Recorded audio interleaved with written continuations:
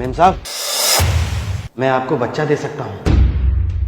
क्या काका, ये आप क्या कह रहे हो? हाँ मेम साहब, मैं सही कह रहा हूँ। मैं आपको बच्चा दे सकता हूँ। मैं जानता हूँ कि साहब आपको बच्चा नहीं दे सकते हैं, साहब में कमी है। काका, ये क्या बात कर रहे हो तुम मेरी वाइफ से? हाँ साहब, मैं सही तो कह रहा हूँ। क्या सही कह रहा है? तू मेरी वाइफ को बच्चा देने की बात कर रहा है? तुझे पता भी तू क्या बोल रहा है? हाँ साहब, मुझे पता है मैं क्या बोल रहा हूँ। मैम साहब को बच्चे की जरूरत है और मुझे खुद पर विश्वास है कि मैं मैम साहब को बच्चा दे सकता हूँ। काका, ये आप क्या बोले जा रहे हो? अरे मैंने आपको हमेशा इतनी इज्जत दी है और आप ऐसी बात कर रहे हो? मैम साहब सही तो है, आपको बच्चे की जरूरत है और मैं आपको बच्चा दे सकता हूँ और मुझे मालूम है कि साहब आपको बच्चा नहीं दे सकते हैं। काका, क्या ये सब? मैंने अपने बड़े भाई की तरह रखा और तुम मेरी वाइफ पर ऐसी गंदी नजर रखते हो? क्या ये सब? इसमें गंदी वाली क्या बात है साहब? मैं मैम साहब को बच्चा देने की बात कह रहा हूँ और आप क्या बोल रहे हो ये सब? मुझे पता है साहब कि आप मैम साहब को बच्चा नहीं दे सकते और फिर मैम साहब ने मुझे कितनी बार खुश किया है। मेरा भी तो फर्ज बनता है कि मैं मैम साहब को बच्चा दे करके उनको खुशियां दूं। दिव्या, क्या ये सब? तुम दोनों के बीच में क्या चल रहा है? मतलब ये सब कर रही हो तुम इसके साथ में? और इसे कैसे पता चला कि मैं बच्चा नहीं दे सकता? मतलब तुम दोनों के बीच में कुछ चल रहा है जरूर। नहीं प्रेम, आप गलत समझ रहे हो। ऐसा कुछ भी नहीं है।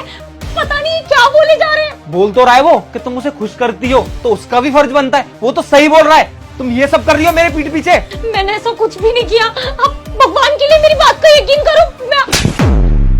शांत, बिल्कुल शांत। ये ना सही बोल रहा है। तू इसी के साथ खुश है ना, तो इसी के साथ खुश रह। निकल जा मेरे घर से, तुझे मैं डिवोर्स दे दूंगा। प्रेम, आप क्या बोले जा रहे हो? ऐसा कुछ भी नहीं है। मुझे नहीं पता ये क्या बोल रहे हैं। प्लीज मेरी बात का यकीन करो। अरे ये सब क्या कर रहे हो आप? काका, क्या मिल रहा है आपको ये सब कुछ करके? रुकिए मैम साहब, मैं साहब को समझाता हूँ। कुछ भी समझाने की जरूरत नहीं है तुम्हें।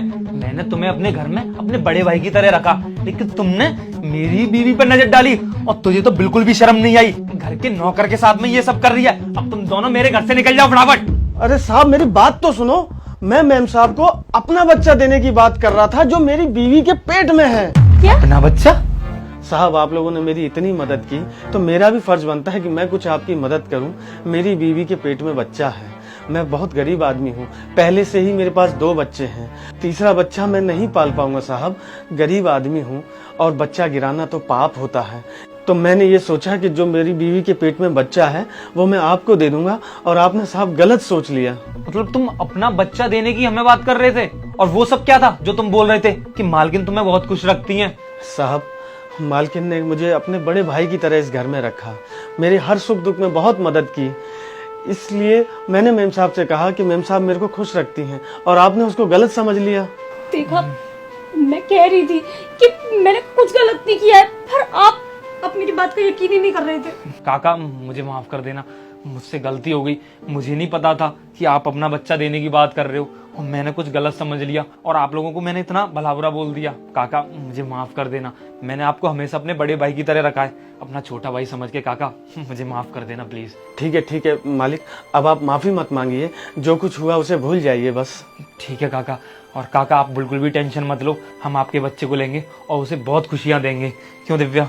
हाँ, हम उसे सबसे अच्छी परवरिश देने की कोशिश करेंगे। तो ठीक है काका, आप जाइए, आप अपना काम कर लीजिए। दिव्या यार, मुझे माफ कर देना, मैंने तुम पर फालतू में शक किया। कोई बात नहीं प्रेम, आपकी इसमें कोई गलती नहीं है। जिस तरीके से काका ने आके बात की, मुझे भी गलत ही लगा। कोई बात नहीं, होता रहता है। चलिए आप सो जाइए।